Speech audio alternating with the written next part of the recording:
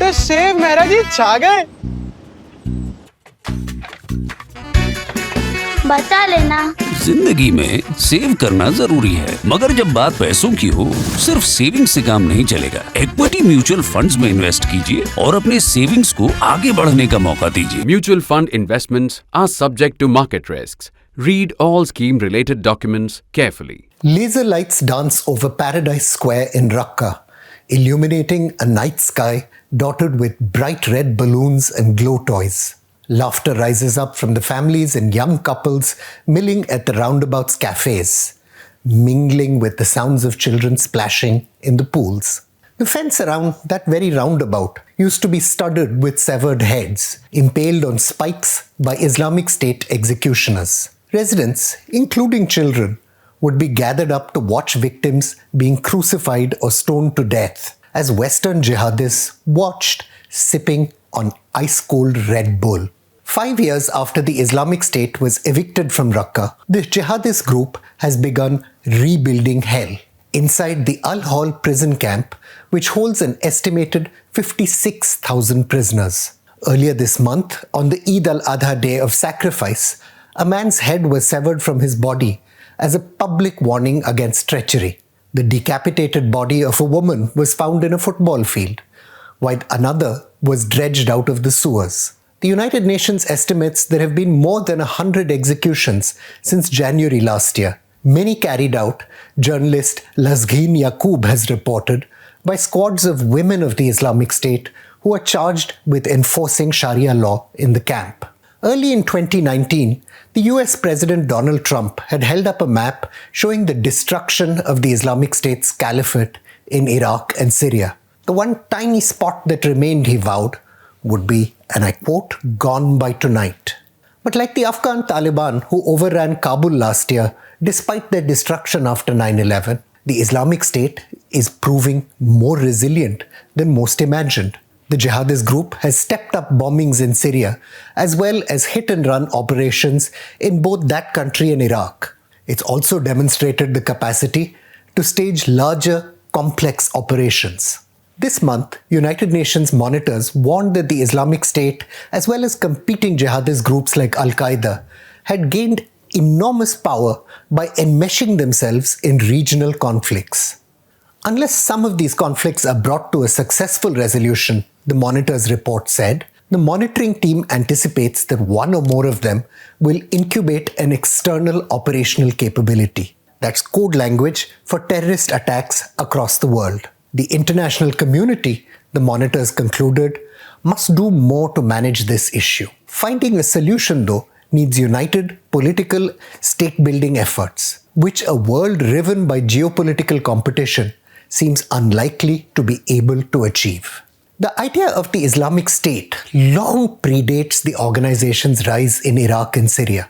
From 1937, historian Hannah Batatu has recorded, a class of urban merchants, artisans and clerics began to mobilize against the growing secular nationalist tide in the Middle East. The Muslim Brotherhood, the voice of this class, called in 1954 for the establishment of a virtuous policy which would carry out the rules and teachings of Islam. Led in the main by clerics, the Brotherhood emerged as implacable opponents of the secularist Ba'ath party which ruled Syria. Led by Marwan Hadid, an agronomist and the son of a small agricultural entrepreneur from the city of Hama, Brotherhood radicals began the process of militarizing their movement in 1968 when they joined with the Palestinian terrorist group Al-Fatah. The regime of military ruler Hafiz al-Assad, who is now President Bashar al-Assad's father, took power in 1979. He initially succeeded in winning over a significant section of the Brotherhood's rank and file. Soon, though, diminished flows of revenue from the Arab oil monarchies,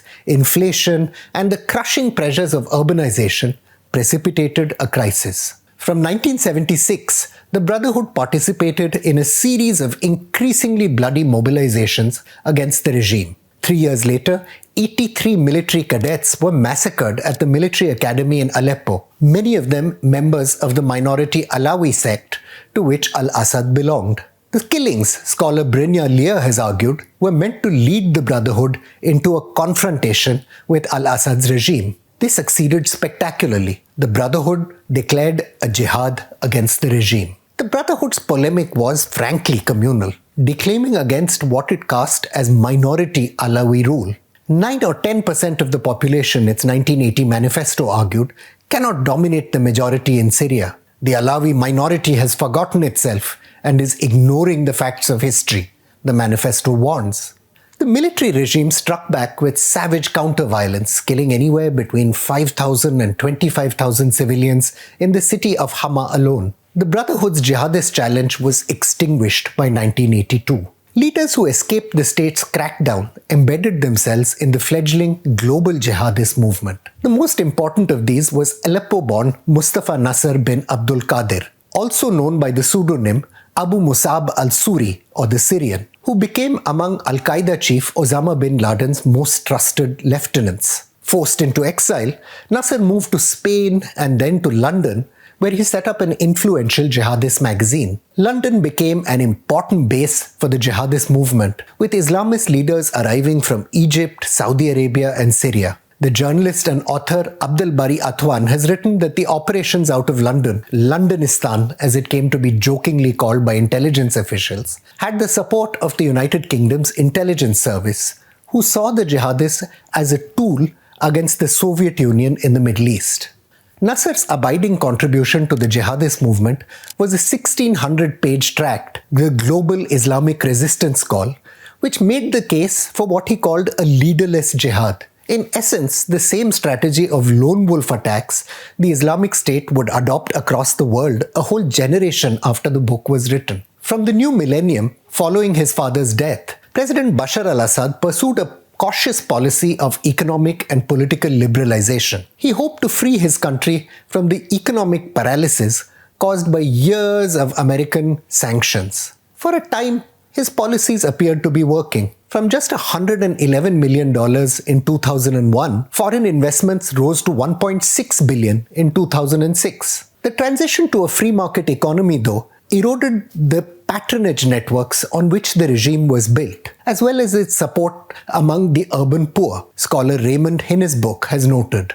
Large numbers of Islamic schools and charities, many linked to global neo-fundamentalist networks, proliferated in the space the state had vacated. The regime did become increasingly worried over ostentatious displays of religiosity and even cracked down on the use of hijab by Damascus University students in 2009. Islamic leaders, though, were able to push back, securing significant autonomy. From 2003, when the United States invasion unleashed chaos across Iraq, the Syrian regime stepped in to try and influence events and thus bargain its way out of trouble.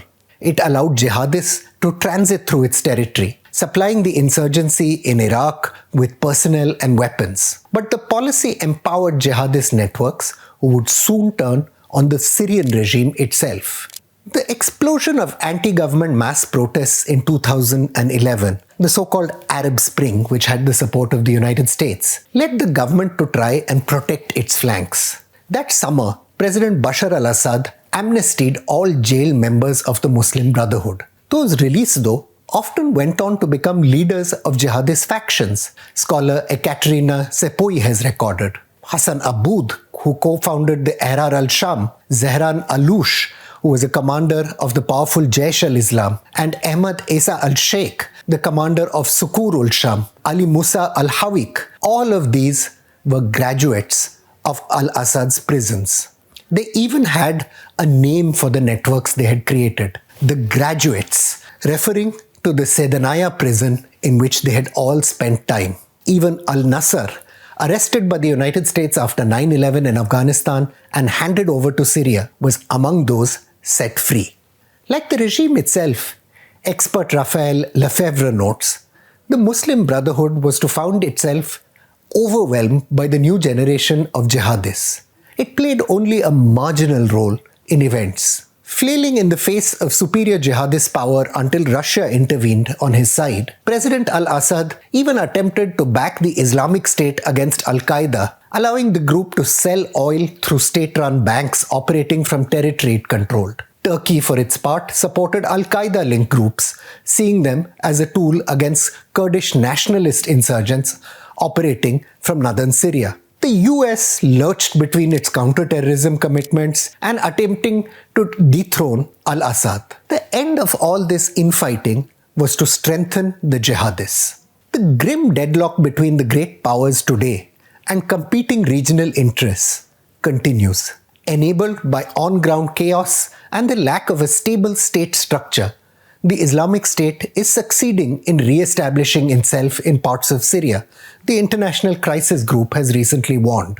The Kurdish-led Syrian Democratic Forces have become increasingly concerned with the threat from Turkey, while Russia and Syria simply lack the resources to effectively police the vast desert region of Badia on the borders with Iraq. Fighting the Islamic State is going to need the nation-states confronting it to forego fighting among themselves. They'll have to work to build a just political order that addresses sectarian and ethnic fissures in Syria, which led to the problem in the first place. The chances of that happening, though, for now seem pretty slim.